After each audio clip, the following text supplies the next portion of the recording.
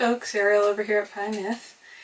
I wanted to tell you guys a little bit of an update. I know my summer's been super busy, and that often means it's hard for me to do videos and posts, and sometimes I film things and I don't get time to upload them and share them with you guys. Anyway, so a little update on what is going on in my life. I quit my job, which I'm super excited about. There's kind of a whole bunch of things here. I'm trying to decide how to best share it all.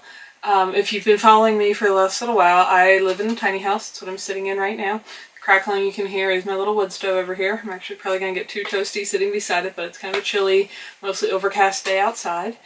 Anyway, so I'm doing some inside projects, which is why you're getting this right now. And so I've lived here in my tiny house. I live off-grid, as in not having any physical tie to a power grid in the mountains of northern Wyoming. If you want to know other things about my house before commenting a ton of questions, check out all my other videos. I've got lots of them. But I've lived here for, I'm almost at my 3-year anniversary. And if you have been following me, you probably were aware that my income source is that I worked part-time as a waitress at a little local breakfast place. Anyway, that is the job that I have quit. This does not mean that I don't work at all. That might be cool, but I'm not quite there in my life. But because of the whole tiny house deal, and if you want to know how much it costs, I'm happy to share all that info. I've got several blog posts and a detailed video with the exact amounts of everything, so feel free to check that out.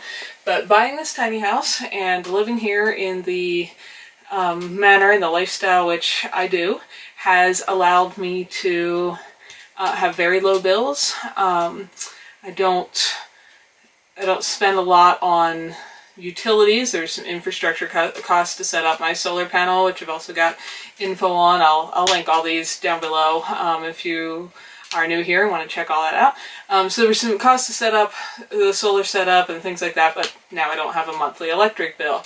I do buy some propane. Some of my appliances are propane powered, but that's not a big expense. My wood heat is free other than my physical labor to go collect my firewood. I've got videos on doing that.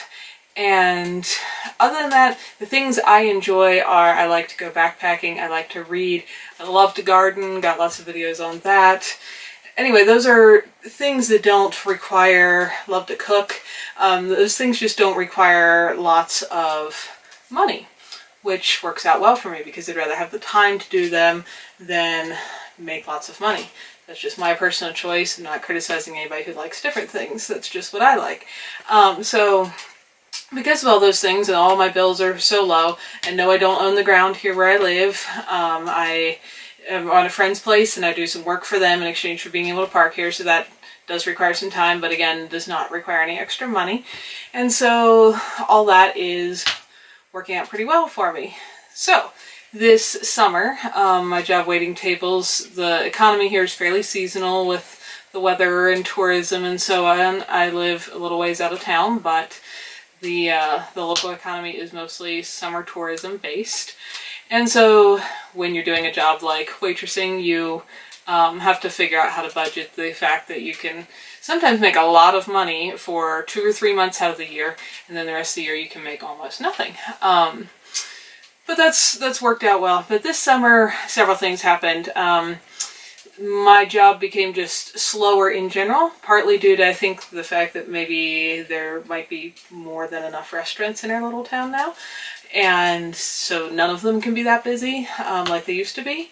Partly I had a boss who I think overstaffed things a little bit. And if you're familiar with the whole world of waitressing or serving in restaurants, that makes it a little tough to make money.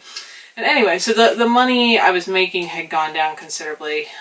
If you're not familiar with waitressing, waiters or waitresses are not normally paid anything, or like $2 an hour, which usually all goes to taxes, and the entire income is from tips. So the amount of tips you're making, or how busy you are, has a huge effect on what you come home with for the day. This can vary by a giant range, but there's no guarantee you're going to make money when you go to work. So there, and that can come with some great days when you have some super generous people and you can do really well. So there's pros and cons there. But anyway, so the job was slower. It's not a job that I love. I never have. I knew that when I started it. I've been waiting tables for about 5 years now in 2 different restaurants. It's something I think I can do well, but it's just not something I enjoy. I love to cook. I love hosting people here at my house.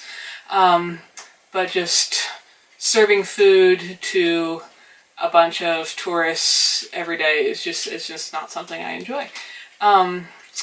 So there was that factor, the less money, that it's not a job I love. I have been blessed in my life to have a lot of jobs that I have really loved. Most of them have not paid well at all, which is kind of how that kind of thing tends to work out. But I have gotten a lot of opportunities to do other things in my life. If you haven't followed my history, I have milked cows when I was a little younger. I've done various different cleaning jobs, various different babysitting jobs, worked at a residential center for teen boys for a while with a wilderness therapy program.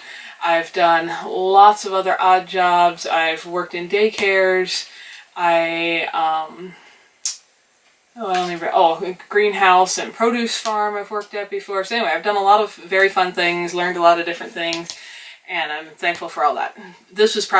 Waiting tables was probably my least favorite job I've ever done in my life. And generally, despite the complications, also probably the most well-paid job I have had in my life. So there was less money, not something I love. And then I actually ended up working quite a few extra shifts for a couple months to help cover for some coworkers.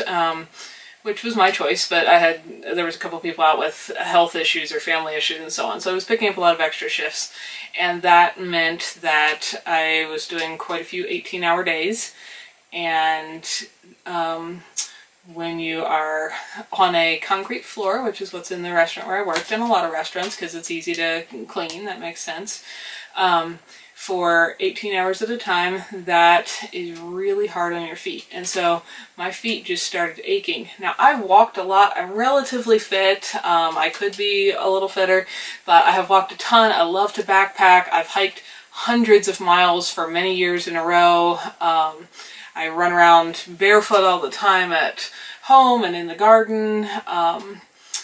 Anyway, my feet are relatively strong, but just that constant pounding on the concrete was getting them so tensed up and tender to the point where I went to see my doctor, and he worked on them. They felt much better, and he said, yeah, it's just they're trying to protect themselves from that constant pounding on the concrete. So all these things kind of accumulated to being just a little too much. My income probably, like I said, this can vary when you're waiting tables, was probably about half, maybe just over half of what I had made the year before. That's a fairly significant difference when you show up at work and consistently come home with half the amount that you used to make. Like I said, I think there were several factors relating to that.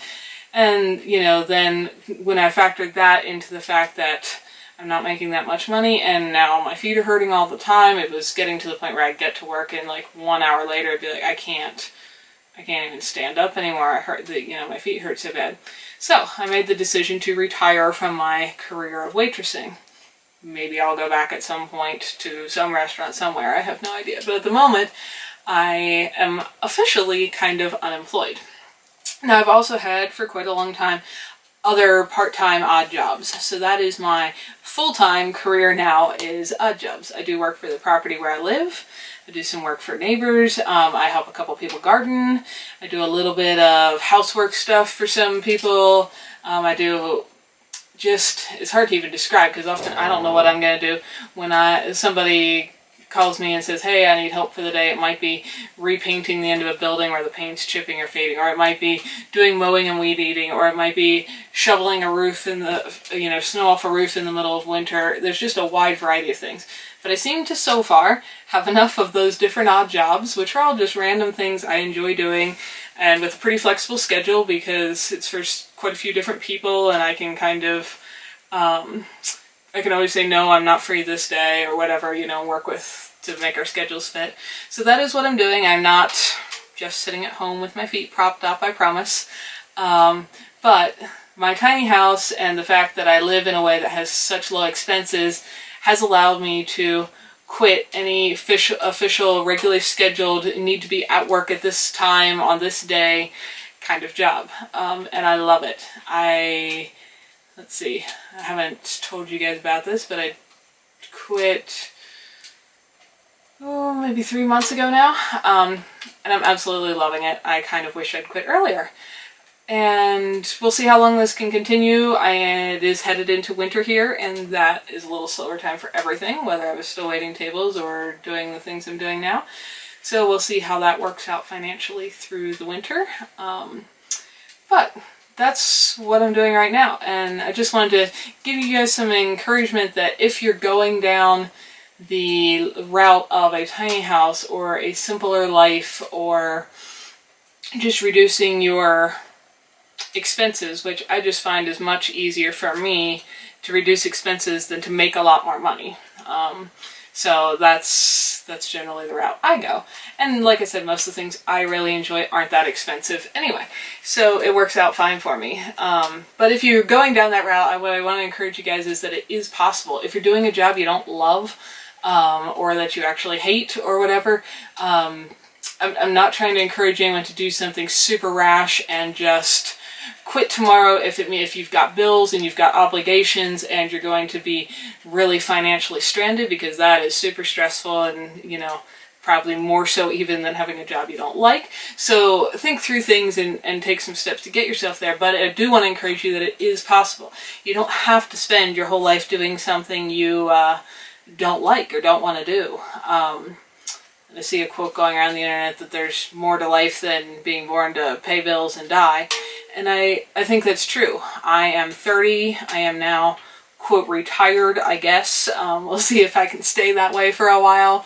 Like I said, I do still do work and I do still need some income, but because my whole lifestyle is set up that all my expenses are so low, it has allowed me to follow this path, which is just exciting and wasn't necessarily exactly why I headed down the route of a tiny house to start with, but is a super cool side benefit of that.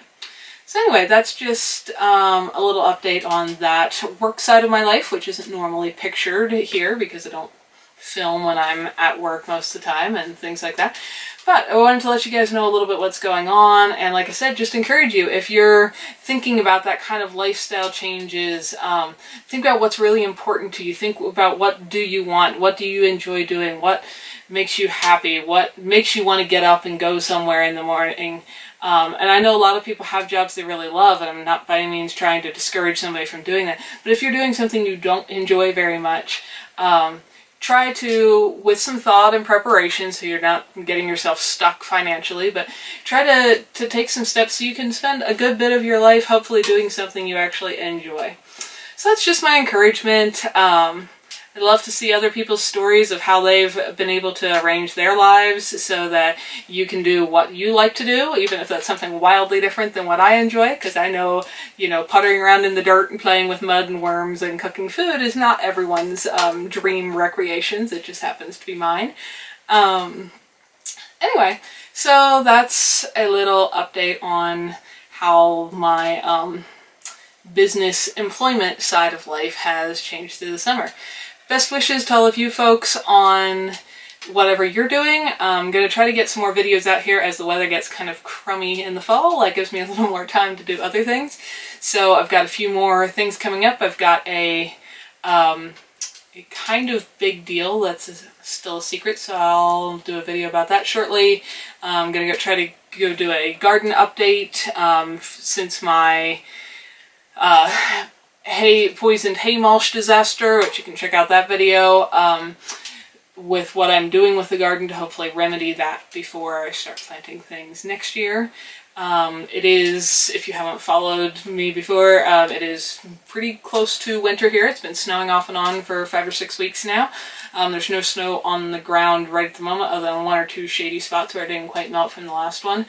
But we've got more in the forecast over the next few days. So fall is very rapidly winding down around here. So still finishing up some wood projects and things having to do with that, trying to finish up the garden. But I am going to try to get some more videos out a little more consistently about a few of those other things. So you guys have a great day. Thanks for watching. Like, share, subscribe if you like what you see. And just hope you guys all have a wonderful day.